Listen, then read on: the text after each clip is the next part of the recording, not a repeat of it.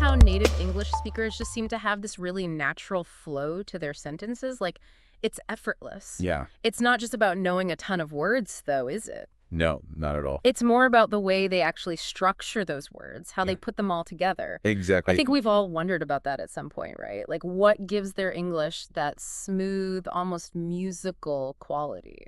It's fascinating, isn't it? It really is. You can tell someone has really mastered the language when their sentences just flow so effortlessly.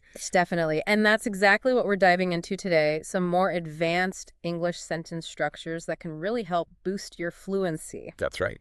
We've got 10 of them to share with you, all pulled from real examples of how native speakers actually talk. The goal here is to make these structures clear and easy to understand, Exactly. so you can start using them in your own English right away and sound more natural and confident. Exactly.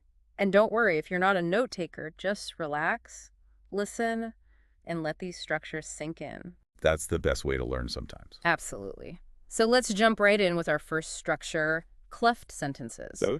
So picture this. Instead of saying something straightforward like, I need more time, Right. a native speaker might say, what I need is more time. Yes.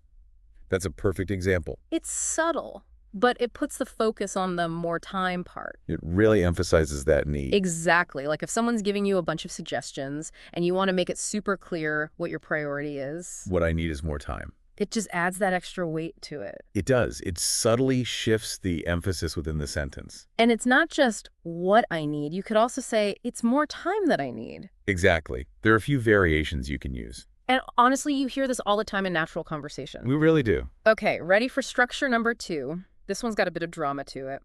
Inversion for emphasis. Ooh, I like this one. Me too. Yep. It's where you flip the usual subject-verb order around. To create a specific effect. Exactly, and that effect is usually emphasis. So instead of, I have rarely heard such beautiful music. Which is how a lot of English learners might say it. Totally. You might hear a native speaker say, rarely have I heard such beautiful music. Wow. You can really feel the emphasis there. Right. It makes that rarely stand out so much more. It does. It draws your attention right to it. And it can sound quite formal or even poetic depending on the context. It's like something you'd read in a classic novel. It totally is. Okay, moving on to structure number 3. This one always reminds me of those elegant sentences you find in classic literature. Conditional inversion. Ah, yes. This one's a beauty. It really is. It's Yeah. basically a way to express a conditional idea without actually using the word if. Right. So instead of saying, if I had known about the change, I would have told you. You can streamline it and say, had I known about the change, I would have told you. It sounds so much more fluent, doesn't it? It does. And it's not just with had. You can do it with other auxiliary verbs too, like were or should. It's like a little secret code for sounding more sophisticated. I love it. Okay, up next is something you probably use all the time without even realizing it's a specific structure. The emphatic do. Ah, yes.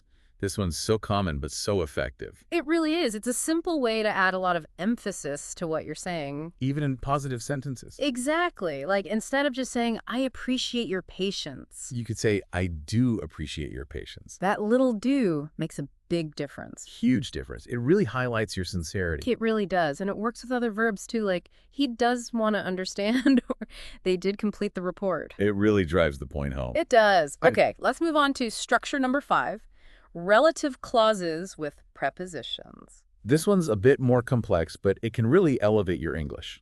It can. It's a way to add extra information to a noun, but with a little twist. With the preposition moved. Exactly. So instead of saying the colleague whom I was discussing the project with, Yeah. you'd hear a native speaker say the colleague with whom I was discussing the project. It sounds much more polished, doesn't it? It does. It's more formal and can even make the sentence flow better. It's all about putting that preposition at the beginning of the relative clause. Exactly. It's a great way to sound more articulate and sophisticated. Definitely a good one to practice. Okay, structure number 6 is perfect for storytelling or describing a sequence of events. Participial phrases. Ah, yes, participial phrases. They sound intimidating, but they're really not that complicated. They're just verb forms acting like adjectives. Right, and they can make your sentences so much more concise and descriptive. They really streamline your writing and speaking. For example, instead of saying, she finished her presentation and then she answered questions, Which is a bit clunky. you can say, having finished her presentation, she answered questions. Much smoother. Right. That participial phrase, having finished her presentation, just flows so nicely into the main action. It connects the ideas seamlessly. And it helps the listener follow the sequence of events more easily. Definitely a useful tool for clear communication. Okay, ready to step it up a notch? We're getting into some of the more advanced structures now, starting with mixed conditionals. Oh, yes, these are fun. They can be a bit tricky, but they're so impressive when you use them correctly. They allow you to combine different time frames in your conditional statements. Exactly. Like you might hear someone say, if I had taken that job offer last year, I would be living in a different city now. A classic example of a mixed conditional. It's a past condition with a present result. It lets you explore how past choices could have affected your present. Exactly. And you can also have present conditions with past results, like, if I weren't so busy today, I would have helped you move yesterday. That's another great example. Mixed conditionals really show that you've got a strong grasp of English grammar. They definitely add a level of sophistication to your language. All right, moving on to structure number 8, nominalization. This one's all about turning verbs or adjectives into nouns. It sounds a bit technical, but it's actually quite common. It is. And it often makes your language sound more formal and academic. Like instead of saying, they decided to postpone the meeting, You could say their decision to postpone the meeting caused some inconvenience. that's a great example. The verb decided becomes the noun decision. Exactly. And you hear this all the time in more formal contexts. It can make your writing sound more objective and analytical, too. Definitely a good one to have in your toolkit for academic or professional writing. Absolutely. Okay, let's move on to structure number 9. This one's all about sounding smooth and natural in conversation. Elliptical constructions. Ah, yes. These are great for avoiding repetition. And they make your English sound super fluent. It's basically about leaving out words that are already understood from the context. Like instead of saying he enjoys hiking and she enjoys hiking too, You could just say, he enjoys hiking and so does she. it's shorter, snappier, and just sounds more natural. It does, and it works in all sorts of situations. It really does. And speaking of sounding natural, if you're loving these tips, Yes. make sure you come back for more deep dives into English learning.